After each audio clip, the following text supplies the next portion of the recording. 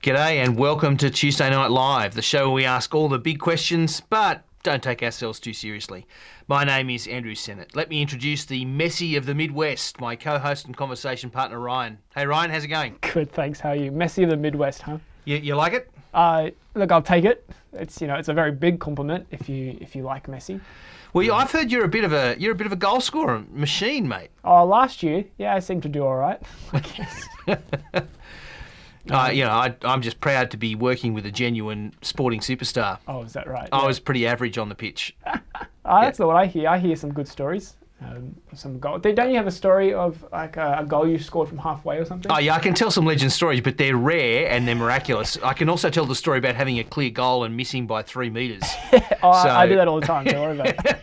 So I had one where I beat the fullbacks and then went in around the goalkeeper. It was just me and the goals, and I still missed. So, yeah, we've all got stories. Well, that's the thing. Would you rather be the person that always scores the easy goals, or only scores like the superb goals? I feel like I actually prefer setting up. Oh, and yeah. so You like I mean, scoring goals is cool. It's nice being a legend, but I like a perfect setup. There's just something special about it. When you put the ball just in the right spot for a goal, yeah. And there's nothing more infuriating when they miss it then. Oh yeah, Because that's not on you anymore. You've done your work. I feel like I've been a legend, and yeah, my work's been wasted. Kelly says I live in a bamboo hut. Yes, I do. Oh Kelly. yeah. Welcome to Ryan's new set. Thank you. Yeah. What do you think? How should we decorate it? He's decorated with nerdy Jedi stuff, but surely there is something more appropriate to the background. I'm open to suggestions. If anyone in the coconut husks and palm fronds. I can get laid back. Yeah. I'm definitely still in Australia. I haven't been taken away to Hawaii or anything like that. Right. But yeah, we just thought your set needed a bit of a revamping. Yes, it was a bit dark. But I think this looks a bit better.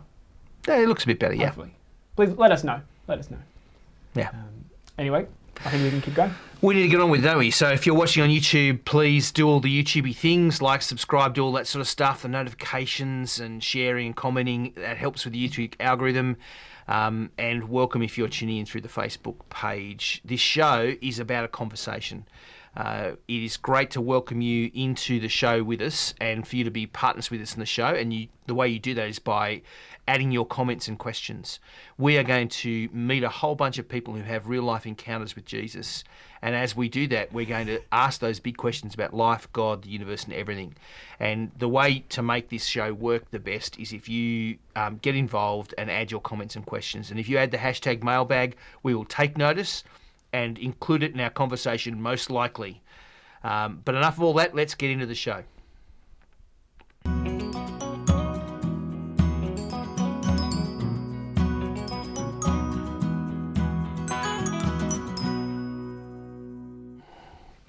Okay, I have a question for you, the audience, tonight. And it's not going to come up on the screen, so you're going to have to remember it. But it's nice and easy. The question is this: what makes a good leader? What do you look for in a leader? There's your question. Ryan, what do you look for in a leader? Well, I feel like the easy one is someone who's not like Michael Scott from The Office. Really? Because I thought Michael Scott was lovable and cool and on your side. Yeah, that's the thing, right? Like, that's a good friend. Okay. But there are maybe, so if I'm looking at what Michael Scott doesn't do, or what I wish he did, was take things seriously. Okay, so he never takes anything seriously. I don't think he can. I think he has an inability. Or he takes the wrong things seriously. Yes. Or and he never understands people. I think the other thing is he's not very perceptive about people, and I think one of the things you look for in a leader is somebody who understands the people they're leading, who kind of knows them well and knows what makes them tick. Yeah. There's a couple of things in the audience. Some have said like servant-hearted or like have humility, which is definitely another thing about one of Michael Scott's flaws. He's very vain and needs everyone to see him and think he's awesome. Yeah, he doesn't do so well at highlighting the people he works with. Yeah, so and I think that's right. A good leader does lift everybody else up and draw attention to them. Yep. Jess wants you just to quickly explain your shirt. Oh yeah, honestly, Jess, I'm not sure I can explain the shirt. This shirt is from a bunch of friends at UTAS in Hobart, University of Tasmania. This is their kind of O-Weeky shirt and start of the year shirt, and they promoted it, and so I bought one, and so here I'm wearing it. But can I explain it? Yep, no. So perhaps you could tell your own story in the chat during the show. You can tell me what you think is going on in this shirt. I've got no idea. I'd love to hear that. The story. We've got some others. So Kelly said that they'd want their lead to be intelligent, which makes sense. Yep. Fire Dingo says someone who knows what they're doing and recognises that they can't do it all, works part as a team, not lording it over people. I want a leader whose name is Fire Dingo. That would be very cool. Yeah. I'll follow that person anyway. Yep. I feel like, and on that, like people that know what they're doing, but also make those tough decisions. Yes, someone who's able to actually make decisions. I think you want someone who will actually be collegial, who actually make decisions with you, but who's also able to make decisions themselves. Probably both of those things, which is a bit of a hard balance to get. Yeah. Yeah. Yep. Lachlan says calm and collected, committed and grounded. Yeah. Everything almost started with C, but we. Yeah. And not a tyrant, says Laura. Jen says helpful. I'm liking these. Being a model, I think, is another important one that actually shows them. That's a bit about the not lording over people and working as part of a team, but that showing people how, like doing what they would tell other people to do. Yeah. So someone worth following. Do what I do. So setting their words and their actions match up. Yeah. Yeah. That's right. Okay, well, how about we move along? I think those are all great comments. Keep them coming in. There's probably loads more things I think that we look for in leaders, different things at different times. But we're going to hear about a particular person who has a run-in with Jesus now. We're going to hear from Amelia in Storytime.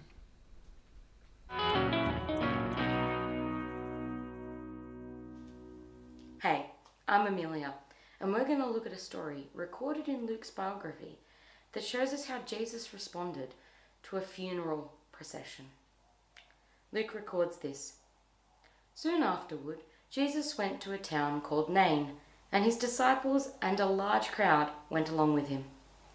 As he approached the town gate, a dead person was being carried out, the only son of his mother, and she was a widow. And a large crowd from the town was with her. When the Lord saw her, his heart went out to her, and he said, "Don't cry." Then he went up and touched the bier that they were carrying him on, and the bearers stood still. He said, "Young man, I say to you, get up." The dead man sat up and began to talk, and Jesus gave him back to his mother. They were all filled with awe and praised God. "A great prophet has appeared among us," they said. "God has come to help his people." The news about Jesus spread throughout Judea and the surrounding country. Thanks, Amelia, you absolute rock star. Well, what would God be like if he took on human form and stood right in front of us? What would his personality type be? What kind of leader would he be? Would he be sporty or cerebral? Would he like rom-coms or action flicks? Would he be an introvert or an extrovert? Would he be an artist or an engineer? If you looked at a lot of the art and movies, you could be forgiven for thinking that Jesus is some kind of stoner and that he'd come with his own skateboard and pack of weed.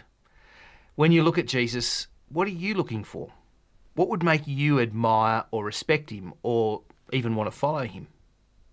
Because that's the key question, isn't it? See, Christians, we aren't wasting all this effort banging on about Jesus because we think you might find him a bit interesting or kind of nice. No, we want you to follow him. That's the whole purpose of being Christian, is to follow Jesus and to call others to follow him. So what would make you want to do that? It's a good question, isn't it? Often when I talk to people, they say, if God came down and did some amazing miracle, I would believe him. And apart from calling BS on all that, because I think the one thing you know for sure is that those kind of people nothing would ever be enough for them. But apart from that, I'm not sure that's kind of thing is what we want or what we need from God. Imagine this scene for a moment. Imagine that Jesus and his disciples are walking along and they see this funeral. And Jesus turns to his disciples and he says, hey, watch me do this. And he walks up to the coffin and he says, shebang! And Jesus, and the kid gets up. And Jesus goes, yeah, dude, how awesome am I, eh? Do you think any of us would be attracted to Jesus? Do you think any of us would want to follow a Jesus like that? See, I don't think so. We'd be impressed, for sure. But we just think of him as a powerful idiot, a bit of a jerk, not really worth following. So what are we looking for? Well, I think two things are probably top of the list. And the first thing is probably not what you'd think. I think the first thing we're looking for is a God who truly cares. What's really impressive about Jesus in this episode isn't the miracle, it's the motive. And I think we're looking for a God who truly cares about us, who cares about our lives, our heartbreak and grief, our pain and lostness, our joys and sorrows. People by and large don't reject God because evidence. People don't reject God because they wake up one morning and suddenly realise that there's no more evidence for God's existence and it's time to give up believing. The fact is, the opposite is true. There's more reason to believe in God today than at any time in history. Believing in a God who created us, believing in this God that Christians believe in, makes eminent sense. I don't think we reject God because of lack of evidence. I think by and large people reject God because we don't think he cares about us. We don't think God cares about my life, my desires, my pain, and etc. God's not relevant to me in my life. Evidence normally comes after all these kinds of things. I wonder what you think. But here in this episode, we see God. And what do we see? We see deep compassion, deep understanding, and genuine concern for the other. This is why people are so attracted to Jesus when they finally take the time to look at him. Because Jesus is a genuine person who is genuinely attractive, not because of his power, but because of his compassion. But we are looking for more than that. Because secondly, we're looking for somebody who can truly do something about our problems. And Jesus is someone who sees our problem and wants to do something about it, and he can. He knows our deepest needs better than we do, and he acts to bring about change. We often feel the pain of others, but we can't fix things. We don't know what to do, or we try something and it doesn't work, or it only works temporarily and then it's worse again, or we just don't care, which is the truth for the way we feel about most people in the world. After all, there's just too many people. It's hard to care when you know you can't do anything anyway. But God can do something, and God does do something. Jesus comes and shows us a God who truly cares for us and can truly do something and has done something. And that's the God we find as we meet Jesus in this episode with the woman. And so I want to ask you, Ryan, about Jesus and how he comes at you in this episode. What do you think about him when you heard this story? Yeah, it's so different, isn't it? It's like you mentioned the idea that people reject God, or they stop following him because they think that he stops caring, or they think that he doesn't care. Yep. And it's funny. We have a lot of people. When I talk to people, they say, either God doesn't care or God's just an angry God. That God's not a person that I'd want to follow. But we see here that there's all these truths about these, like God judging and all those kinds of things that we can talk about. But they always seem to either forget or ignore this part of the arc of who God is. Yeah, I think that's true. I wonder if, as we grow up, you go through that phase where you think, my parents don't understand me. They don't get me, and they don't really care about the things I really care about. And I wonder if we project that upwards as well as people. I had a guy who said one of the real problems that people have is that they get to this point in their life where their parents' disappointment and the people around them disappoint them, and then they project that onto God rather than seeing that God is the answer to those things. But we certainly, I think, we feel that God doesn't get us. He doesn't understand us, and he doesn't care about us. Yeah. But that makes this story so interesting, at least to me, that people feel this way, people say these things, and that's okay. But I wonder what people think when they hear this story. Yeah. When they see that, like when they see Jesus and they see that he does have compassion, not only so, but like he actually decides to do something about it. That is a part of who Jesus is. It's not a part that you can sidestep. You can't just say that Jesus is either like a good teacher or just here to judge people. You have to say it's also he has compassion as well. Yeah. You can't pick and choose who Jesus is. If he's all these things, you have to reject all of it, as we've talked about in the show before. But I'd be very interested in. I'd love to have or hear people's thoughts about what they think about this side of him. Yeah. And what that means for us, I think. Yeah. Yeah, I think it's, quite honestly, as a young bloke, I'm not sure the compassion of God was all that important to me. I wonder if that's because I wasn't all that compassionate myself. But later it became much more important. I think as well, what you see here is Jesus as the kind of agent of God's compassion. He shows us what God is like, in a sense. It does. Jennifer's asked a really good question. If we could get that question up, because it leads to I think personally, at least for me, it comes to a really obvious question. How do we come with the idea that God still lets bad and painful things happen? Yeah. Because it's true. Like Jesus is compassionate, and he does. Like in the story, he sees it and he does something about it. And so if we're thinking about us and if God cares for us, I think this is the obvious question. Yeah. Do you have anything? We can talk about this in greater detail. I feel like we could. I feel like maybe we need to actually do an episode on this kind of a question, don't we? But it is one that tugs on all of us. I think. Why would a good God allow these things to happen? And I think it's a hard one to answer. It's a difficult thing for Christians, but I think. Quite honestly, it's a difficult question for everyone.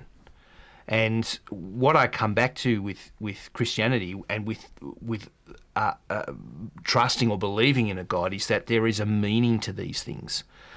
There is a meaning and purpose even in our grief and suffering.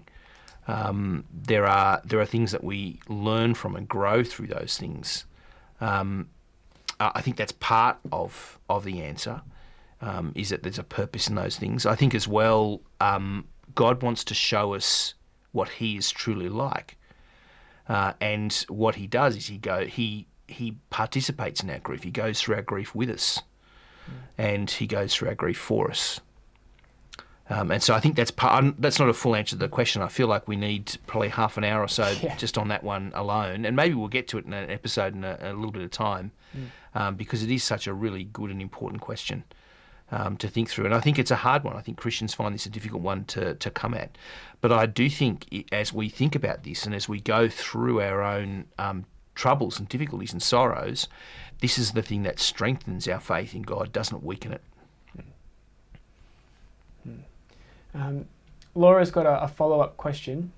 She just asked if you could give some examples of answers that you could provide to those people who throw these kinds of points at us.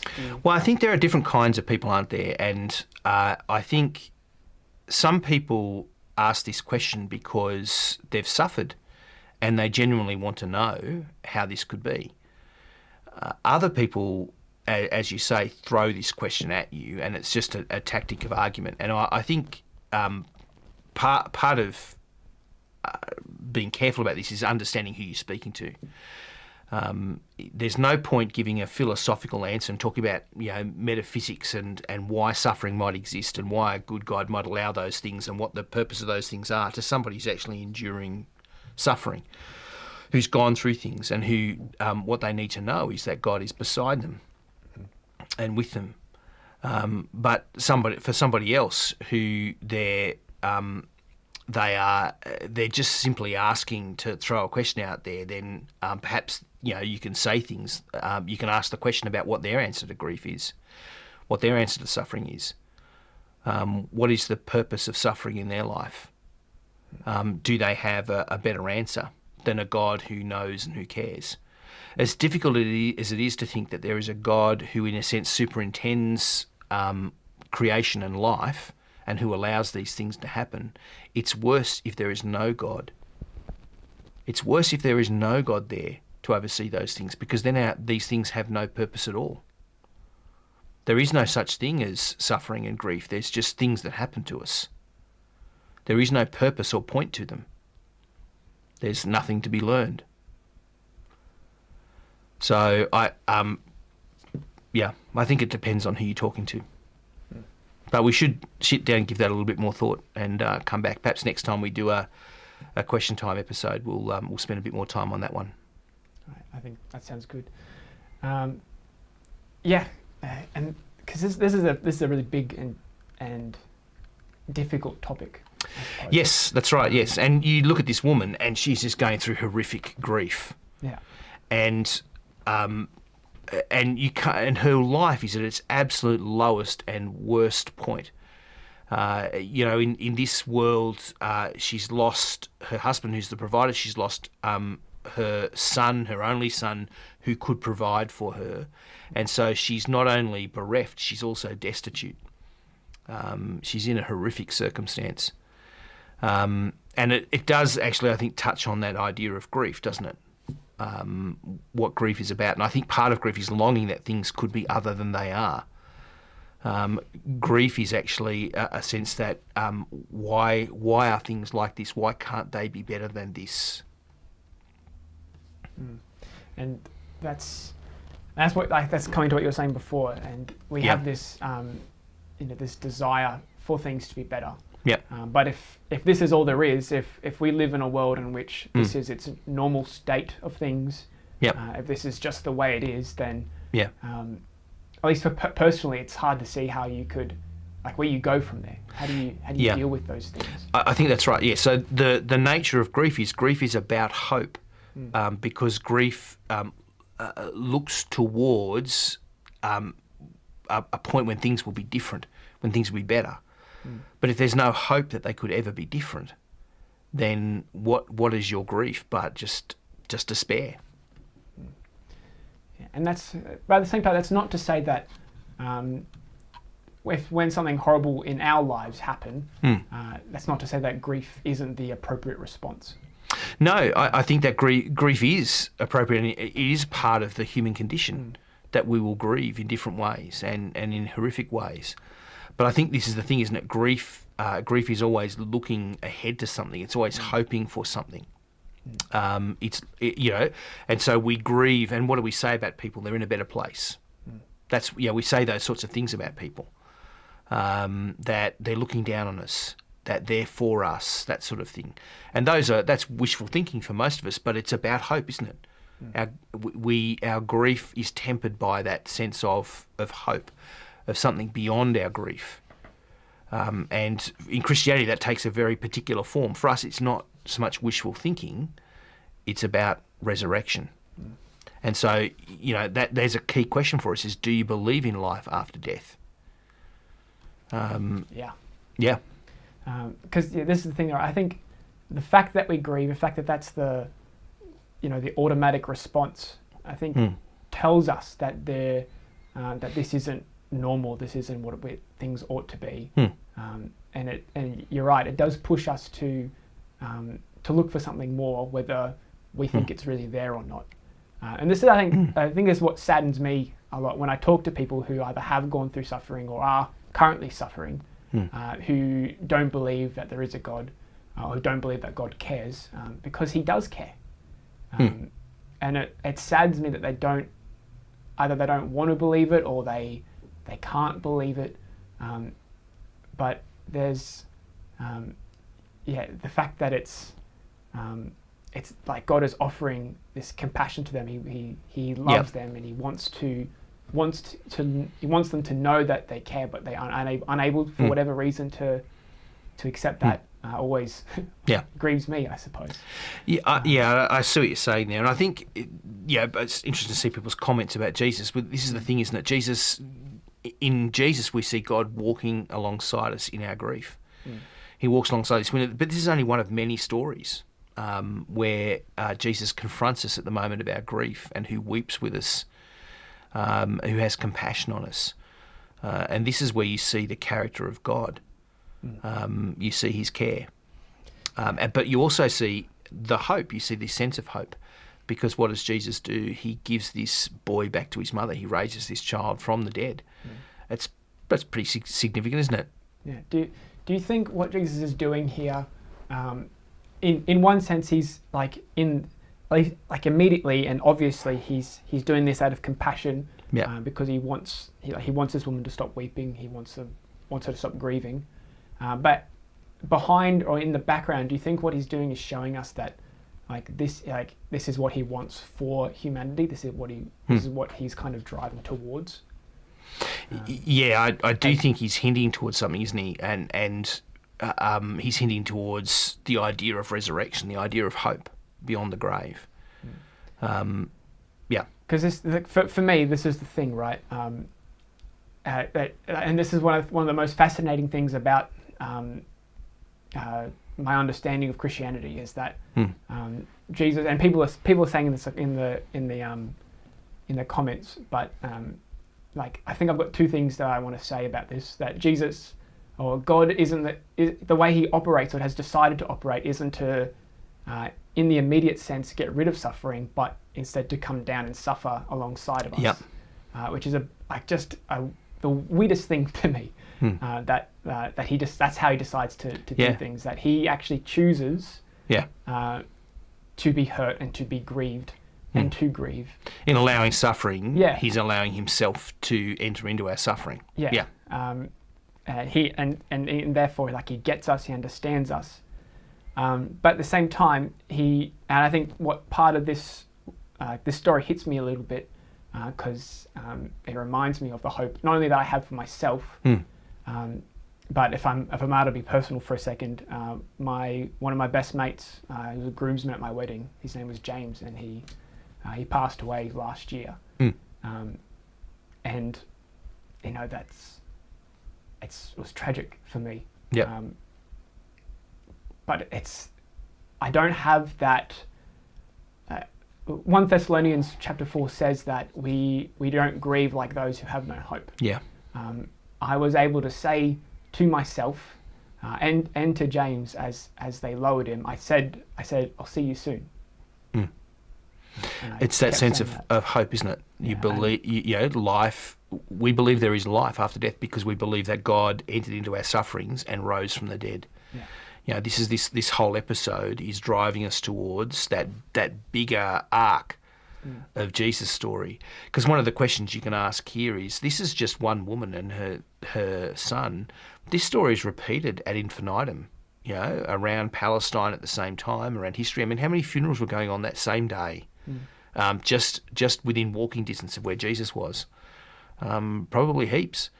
Around the world, through history, we lose people, we lose those we love, and we are lost. And so Jesus is doing this, but he's doing this to point towards the bigger arc, the bigger picture of what he's come to do. God is about resurrection. God is about life, and life beyond grief. And our grief points us towards that. I think it's worth saying that the world that we live in is not the world as it should be. And when Jesus has come and he hasn't, at least in an immediate sense, he hasn't changed the kind of world that we live in yet. But the promise is that he will take us to one that will be different. Where there will be, I think we've quoted this passage before in Revelation 21, that there will be no more tears, all those kinds of things.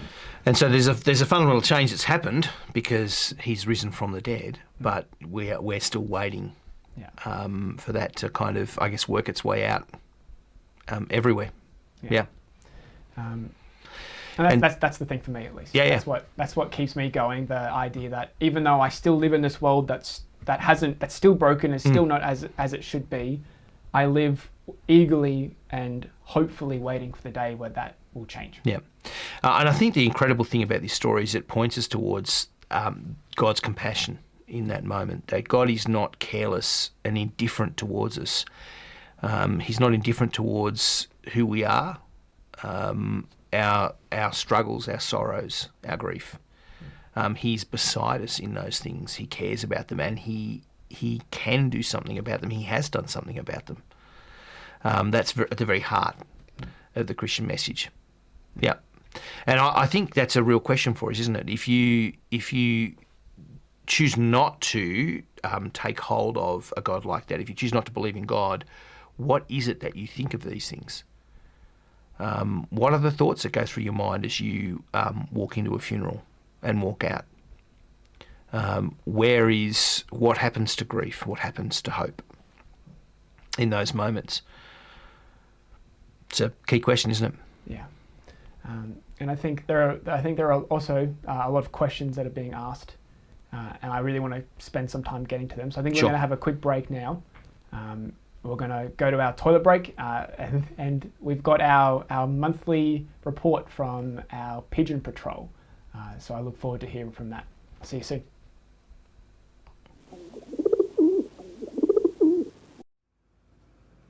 Welcome back to the Pigeon Patrol. I'm Leslie Pigeon, bringing to you some of the international sporting events that are on this month. Sports reports from around the world. First up, the men's curling championships were held at the beginning of the month in Calgary, Canada, in a biosecure bubble, so no spectators were on to cheer their teams. This event is the first in the 2022 Winter Olympic qualifications process. Congratulations to Canada, Sweden, Switzerland, the United States, Russia and Scotland for making it through to the Olympics. It'll be exciting to see who else qualifies over the coming events. A big congratulations to the winners Sweden, who defeated Scotland 10-5 in the final. The inaugural 2021 Desert X-Prix race was held in Saudi Arabia. The X-Prix is an extreme electric-powered off-road race. The qualifying round was won by the rally master Sebastian Loeb and co-driver Christina Gutierrez. But the final was won by Team Rosberg X Racing, Johan Kristoffersen with his Australian co-driver Molly Taylor. Aussie, Aussie, Aussie, oi, oi, oi. In road cycling, Casper Asgreen won the Tour of Flanders race. The International Skating Union World Team Trophy is being held in Osaka, Japan as we go to air. Teams of 2 men's singles, 2 women's singles, 1 pair and 1 ice dance all compete for $1 million in prize money. Due to COVID restrictions around the event, the 2021 Summer Olympic Torch Relay leg scheduled for Osaka has been cancelled. The World Snooker Championships is being held for the 45th year in the Crucible Theatre in Sheffield. Ronnie O'Sullivan is the defending champion and will be seeking a 7th championship. The winner takes home £500,000. Couples are busy practicing for the Wife Carrying Championships held annually in Finland. Teams are seeking to upset the current 2-time winners from Lithuania. Now, a wife must be your own, a neighbour's, or found from further afield, although she does need to be over 17 years of age. Wife carrying is a timed event over an obstacle course containing 2 dry and 1 water obstacle. The winning prize is the wife's weight in beer. Minimum weight is 49 kilos, and if she's lighter, she has to carry a rucksack with the additional weight. Our attention now turns to chess and the candidates tournament being resumed from last year. Held in Russia, it's an 8-player double round robin tournament, with the winner earning the right to challenge the defending world champion, Magnus Carlsen of Norway. While not truly international, the European Trampoline Championships will be held in Sochi, in Russia. There are men's and women's events including individual, synchro, team, double mini and tumbling. A shout out to Bathurst Athletic, all the best for their new season. And that's it for April. This is Leslie signing off for another Pigeon Patrol.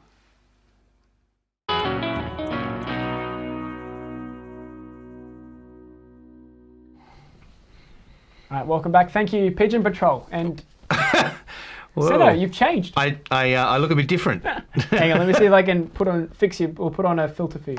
There we go. Gotcha. All right, I felt like I was in Star Wars for a second there. did you feel the force flowing through you? I did. Excellent. I did. Okay. I always feel the force. Every day I'm full of the force. Full of the force. Yeah, full of those yeah. midi-chlorians. Oh, shouldn't say that. All right, we'll get into it. There's lots of questions, and ones I think are enough that we can spend a bit of time in them. First question is from Lachlan. So, Sano, how does God ultimately care for the world while painful things happen? Yes, a good question. I'm not quite sure exactly what you're driving at there, Lockie. I think the way that God showed his care for the world was to enter the world. And so, maybe you're thinking in the moment as things happen. And I think there's probably a couple of questions that drive somewhere towards this, that the experience of Christians down the ages is that they sense God's comfort, if you like. They experience the comfort of God in their troubles, in their sufferings, and it helps them to endure and persevere and to grow through those things. It helps them not to despair in their troubles. So I think you could say that part of it is a knowledge of things about Jesus, that we know that Jesus rose from the dead, and so we know that there is an end point to these things, that these sufferings are not forever, that they're light and momentary, if you like, as the Apostle Paul once said. But I think the other thing is actually the experience of the Christian life. As people pray, as people throw themselves before God, as they cry out to God in their sufferings, even as they cry out, woe is me, as they shout out in frustration and anger, as they cry out in the depths of their troubles, they experience the comfort from God. That's the experience of Christian people, I think, down through the ages. And it's something that we hear from people, that we read from the Christians who've gone before us. It's part of the reality, I think, of the Christian life. I know for us, we've gone through some awful things, some terrible times, and that's been our testimony, that God has been with us through those things, and we feel his comfort through those things and his strengthening in those things. I think the other way you see it is in God's people. God shows his care in the love of his people, and we certainly have felt that ourselves, that we've been loved by God's people as we've gone through suffering. I don't know if you've got any reflection on that yourself. You've gone through some pretty tough things yourself, Ryan. Yeah, and I was going to add, like, I've heard, like, personally, and I've heard other people say it too, that when they're grieving and when something's happened and they don't understand why, they do find comfort in the fact that I mentioned this before, that that Jesus actually knows how they feel, because he grieves too. Yeah. And I think that's the thing. We think if we know the reason, that will bring us comfort, but I don't think it does. Knowing the reason why doesn't always bring us comfort, and you don't always know the reason why. No. But what you do know is God is with you and God is for you, and that makes a massive difference. Yeah, just knowing that he understands, knowing that he sympathizes, and gets it. Has helped me on a personal level, but I know as I've listened to other people and read other articles and stories of people feeling the same way. I think. Great question, Lockie. We'll go next though. It's from, I believe this is from Beth. She said in the comment, how do you find hope and comfort in Jesus/God when life is actually crap and you're not projecting on God? Yep, and thanks, Beth. I'm not quite sure what you mean by projecting on God. Perhaps what you mean is, I'm not quite sure, so perhaps you could clarify that for us if you'd like. But how do you find hope and comfort when life is actually crap? I think those are the moments where the comfort of God is the most significant and important. It's when life is really awful that we see the compassion of God more clearly. And the way to see that, I think, is you need to actually visit, if you like. You need to actually encounter God to do that. You need to find him, and you do that obviously by faith, but you do that by listening to what he says to you. And there are some great words of comfort in the Bible. We see some of them here. with Jesus and this widow, but there are many more words that give you comfort and encouragement and hope when things are at their worst. It's difficult, isn't it? Because in a sense, our sufferings are common. All of us suffer in different ways, and in a sense, our sufferings are unique because each of us go through our own things as our own kind of people. And so it's true at the same time that we can all understand each other's sufferings and that we never understand each other's sufferings. But the one thing we know, if we actually believe in this God, is that he knows us intimately. He created us. He knows who we are, and he cares about us. And we can draw comfort from those things, even when life is at its deepest and darkest place. Once again, I don't know if you've got anything to add there, mate. No, I think everything you said is something I would have said, plus more, I think. We'll keep going because I want to get through some more questions if we can. And it doesn't look like Beth was able to clarify what she meant. Lockie goes, how do we love those dealing with loss? Really important question, I think, this one. How do we love those dealing with loss? We show them compassion. We sit beside them. I think the Bible, the classic verse in the Bible is, weep with those who weep. And the thing that you can do that will mean the most to people going through these things is to be with them. Sometimes just to sit with them. Job's friends sat with him for a week before they said a word. Once they opened their mouths, they caused a lot of trouble. But for a week, they were good friends. And I think, quite honestly, a lot of the time, showing up and being there for people is the thing that you can do. And obviously, I think people who are going through suffering and who are hurting, often what they need is help with the little things.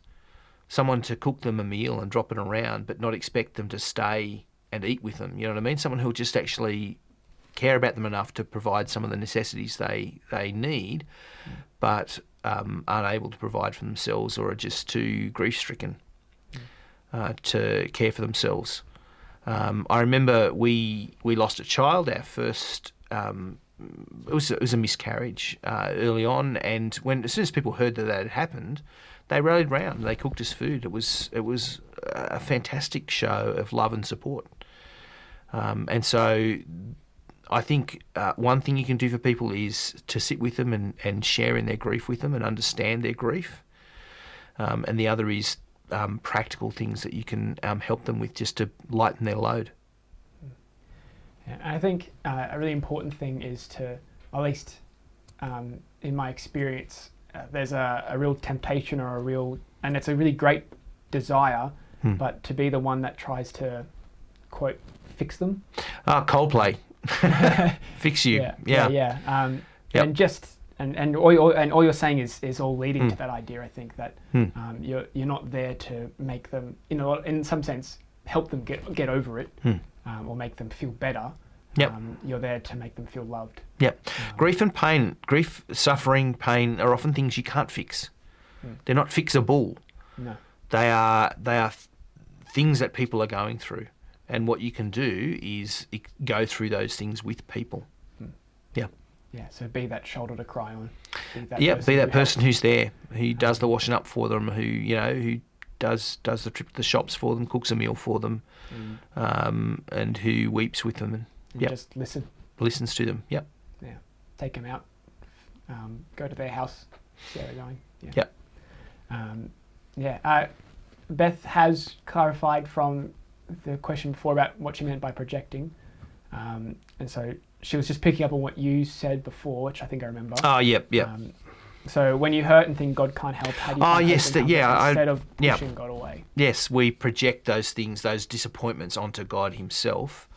And I think the way to do that is actually come to God as he is. I think this is the thing again. If you've got a question about God, it's always worth coming and actually having a look at who Jesus is and what he's done. Because normally Jesus has encountered these things. He's encountered people in real situations in life, and he's dealt with them, and you can actually see what he's like there. And that will help you to avoid thinking of God in a certain, in an unhelpful way, if you like. When you're tempted to think that God just doesn't care about me, coming to episodes like this and seeing how God actually treats people can be really important. So I don't know if that helps, but I'm happy to keep kicking that one back and forth. Sure. I think we've only got time for one more question. Oh, yeah. I think if we can get that up. If we can. There we go. Lockie asks, how should Jesus' suffering on the cross affect how we think about our own suffering? That's a good question. I don't know. What do you reckon, Ryan? At least the first thing I think of is coming back to the idea that the fact that this is what Jesus decided to do. He didn't decide to just get rid of our suffering. He decided to instead suffer himself. And so the idea that he's done that for us, the idea that he gets it, and the idea that through the suffering, not only does he understand, but through his resurrection, he gives us hope that this will not always be what it's like. Yeah. And so I don't think Jesus necessarily, what you should get from Jesus' sufferings is tough it out. No. Or suck it up. But that idea that he has entered into our sufferings and joined with us in suffering, and that should give us a sense of hope that this suffering is not the end of me. This is not the final word on me or my life.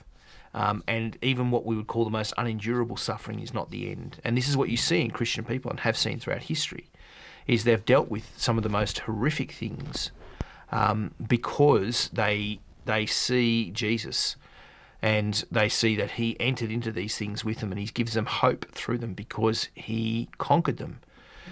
And so in that sense, the cross is the end of suffering, not because we no longer suffer at all, but because there is an end point to it all. That suffering won't be the final word on us. You won't just suffer and die, as the common curse in Western society goes, suffer and die.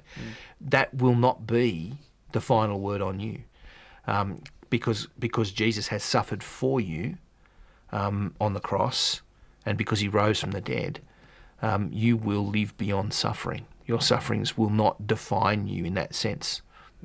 I think we've kind of danced around it a little bit, but we at some times where we say suffering, but what we're talking about is I suppose the ultimate form of suffering, which is death and the grief that comes with that specifically. And I think that's part of what Jesus, at least in a big sense of what Jesus has done, is by dying on the cross and taking our sins away and all those kind of things that we talk about.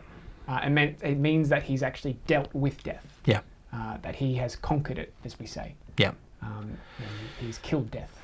He's killed that, and he's conquered the absolute worst things that can happen to us. And so we know that because to answer the question in that way, Jesus' suffering on the cross affects us because we know that our sufferings won't always last. It will one day. It will end. Yep. And I think this tells us, doesn't it, that we could do a little bit more with this. We can perhaps come at this question a bit more directly in the future, and think around it. These have been really great questions. So we're glad you've joined us tonight for the show. Please remember to do all that YouTubey stuff. It does help, and keep the questions coming in. We don't guarantee to always give great answers, but we're going to give it a bang. And we'd love to keep thep those comments and questions coming, keep the conversation going. Have a great week. See you next Tuesday night.